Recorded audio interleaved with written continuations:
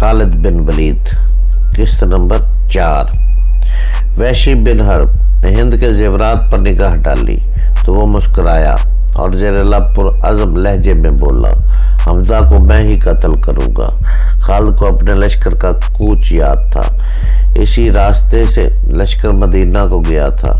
اس نے ایک بلند جگہ کھڑے ہو کر اپنے لشکر کو دیکھا تھا۔ اس کا سینہ فخر سے پھیل گیا تھا۔ اسے مدینہ کے مسلمانوں پر رحم آ گیا تھا، لیکن اس رحم نے سے بھی اسے مسرت دی تھی۔ یہ خون کی دشمنی تھی، یہ اس کے وقار کا مسئلہ تھا۔ مسلمانوں کو کچل ڈالنا اس کا عزم تھا۔ جنگ احد کے بہت دن بعد اسے پتہ چلا تھا کہ جب مکہ میں قریش لشکر جمع کر رہے تھے تو اس کی اطلاع رسول کریم صلی اللہ علیہ وسلم کو مل گئی تھی، اور جب یہ لشکر مدینے کے راستے میں تھا تو رسول خدا کو اس کی رفتار، پڑاؤ اور مدینے سے فاصلے کی اطلاعیں مسلسل ملتی رہی تھی۔ آپ کو لشکر کے مکہ سے کوچ کی اطلاع حضرت عباس نے دی تھی، حضرت عباس رضی اللہ عنہ نے دی تھی۔ قریش کے اس لشکر نے مدینہ سے کچھ میل دور کوہ احد کے قریب ایک ایسی جگہ کیمپ کیا تھا جو ہری بھری تھی اور وہاں پانی بھی تھا۔ خالد کو معلوم نہ تھا کہ مسلمانوں کے جو 2 جاسوس اسی لشکر میں پوری تعداد دیکھ کر آئے ہیں اور رسول کریم کو بتا چکے ہیں۔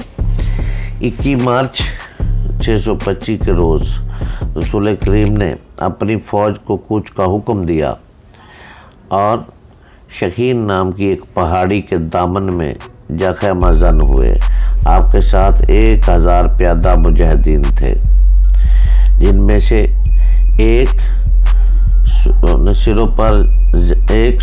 سروں پر زرہ پہن رکھی تھی۔ مجاہدین کے پاس صرف 2 گھوڑے تھے، جن میں سے ایک رسول کریم صلی اللہ علیہ وسلم کے پاس تھا۔ اس موقع پر مسلمانوں کے نفاق کا پہلا خطرناک مظاہرہ ہوا، جو غداری کے مترادف تھا۔ مدینے کے بعض ایسے لوگوں نے اسلام قبول کر لیا تھا جو دل سے مسلمان نہیں ہوئے تھے۔ انہیں رسول مقبول نے منافقین کہا تھا۔ کسی کے متعلق یہ معلوم کرنا کہ وہ سچا مسلمان ہے یا منافق بہت مشکل تھا۔ جب مجاہدین مدینے سے شخین کی پہاڑی کی طرف کوچ کرنے لگے تو ایک بااثر آدمی جس کا نام عبداللہ بن ابی تھا، رسول اللہ کے ساتھ اس بحث میں الجھ کر گیا کہ قریش کا لشکر 3 گنا ہے، اس لیے مدینہ سے باہر جانا نقصان دہ ہوگا۔ آپ نے مجاہدین کے دوسرے سرداروں سے رائے لی تو اکثریت نے کہا شہر سے باہر لڑنا زیادہ بہتر ہوگا۔ آپ عبداللہ بن ابی کے ہی ہم خیال تھے، لیکن آپ نے اکثریت کا فیصلہ قبول فرمایا، کوچ کا حکم دے دیا۔ عبداللہ بن ابی نے شہر سے باہر جانے سے انکار کر دیا۔ اس کے پیچھے ہٹنے کی دیر تھی کہ مجاہدین اسلام میں سے 300 آدمی پیچھے ہٹ گئے۔ تب پتہ چلا یہ سب منافقین تھے اور عبداللہ ان کا سردار تھا۔ اب 3000 کے مقابلے میں مجاہدین کی نفری صرف 700 رہ گئی۔ رسول اللہ دل برداشتہ ہوئے اور 700 کو ہی ساتھ لے کر کوہ احد کے دامن میں شخین کے مقام پر مجاہدین کو جنگی ترتیب میں کر دیا۔ آپ دل برداشتہ نہیں تھے۔ خالد نے ایک بلند ٹیکری پر کھڑے ہو کر مسلمانوں کی یہ ترتیب دیکھی تھی اور اس نے اپنے سالار ابو سفیان کو بتا کر اپنے دستے کی جگہ طے کر لی تھی۔ رسول اکرم نے مجاہدین کو کم و بیش 1000 گز لمبائی میں پھیلا دیا۔ پیچھے وادی تھی، مجاہدین ایک پہلو کے ساتھ پہاڑی تھی، لیکن دوسرے پہلو پر کچھ بھی نہیں تھا۔ اس پہلو کو مضبوط رکھنے کے لیے رسول کریم نے 50 تیر اندازوں کو قریب ہی ایک ٹیکری پر بٹھا دیا۔ ان تیر اندازوں کے کماندار عبداللہ بن جیر تھے۔ اپنی ذمہ داری کو سمجھ لو عبداللہ، رسول خدا نے اسے ہدایات دیتے ہوئے فرمایا۔ اپنے عقب کو دیکھو، دشمن ہمارے عقب میں نقل و حرکت کر سکتا ہے، جو ہمارے لیے خطرہ ہے۔ دشمن کے پاس گھوڑ سوار زیادہ ہیں، وہ ہمارے پہلو پر گھوڑ سواروں سے حملہ کر سکتا ہے۔ اپنے تیر اندازوں کو گھوڑ سواروں پر مرکوز رکھو، پیادوں کا مجھے کوئی ڈر نہیں۔ تقریباً تمام مستند مورخین، جن میں ابن ہشام اور داکدی خاص طور پر قابل ذکر ہیں، لکھتے ہیں کہ رسول کریم نے عبداللہ بن جبیر رضی اللہ تعالیٰ کو واضح الفاظ میں کہا تھا کہ ہمارا عقب صرف تمہاری بیداری اور مستعدی سے محفوظ رہے گا۔ تمہاری ذرا سی کوتاہی ہمیں بہت بڑی ذلت، ہمیں شکست دے سکتی ہے۔ یاد رکھو عبداللہ، اگر تم دشمن کو بھاگتے ہوئے اور ہمیں فتح یاب ہوتے ہوئے بھی دیکھ لو تو اپنی جگہ سے مت ہلنا۔ اگر یہ دیکھو ہم پر دشمن کا دباؤ بڑھ گیا ہے اور تمہیں ہماری مدد کے لیے پہنچنا چاہیے تو بھی یہ جگہ مت چھوڑنا۔ پہاڑی کی یہ بلندی دشمن کے قبضے میں نہیں جانی چاہیے، یہ بلندی تمہاری ہے، وہاں سے تم نیچے اس تمام علاقے کے حکمران ہوں گے جہاں تک تمہارے تیر اندازوں کے تیر پہنچے گے۔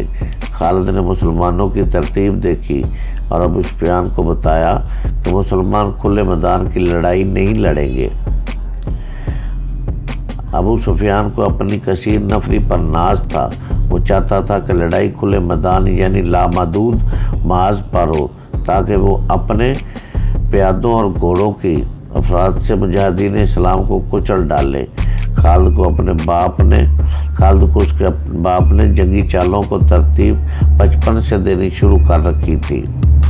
دشمن پر بے خبری میں پہلو میں عقب سے جھپٹنا، دشمن کو چکر دے کر مارنا، اپنے دستوں کی تقسیم اور ان پر کنٹرول اس تربیت میں شامل تھا جو اسے باپ نے دی تھی۔ اس نے تجربہ کار سردار کی نگاہوں سے مجاہدین کی ترتیب دیکھی تو اس نے محسوس کیا کہ مسلمان فن حربوں میں کمال رکھتے ہیں۔ ابو سفیان اپنی فوج کو مسلمانوں کے بالمقابل لے گیا۔ اس نے گھوڑ سواروں کو مسلمانوں کے پر حملہ کرنے کے لیے بھیجا۔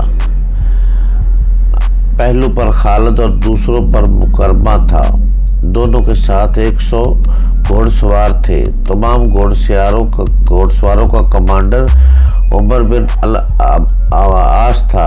پیادوں کے آگے ابو سفیان نے 100 تیر انداز رکھے۔ قریش کا پرچم طلوع ابو طلحہ نے اٹھا رکھا تھا۔ اس زمانے کی جنگوں میں پرچم کو دل جیسی اہمیت حاصل تھی۔ پرچم کے گرنے سے فوج کا حوصلہ ٹوٹ جاتا تھا اور بھگدڑ مچ جاتی تھی۔ قریش نے جنگ کی ابتدا اس طرح کی کہ ان کی صفوں سے ایک شخص ابو عامر فاسق آگے ہو کر مجاہدین کے قریب چلا گیا۔ اس کے پیچھے قریش کے غلاموں کی کچھ تعداد بھی تھی۔ ابو عامر مدینہ کا رہنے والا تھا، وہ قبیلہ اوس کا سردار تھا۔ جب رسول کریم مکہ سے ہجرت کر کے مدینہ گئے تو ابو عامر نے قسم کھائی تھی کہ وہ آپ کو اور تمام مسلمانوں کو مدینہ سے نکال کر داملے گا۔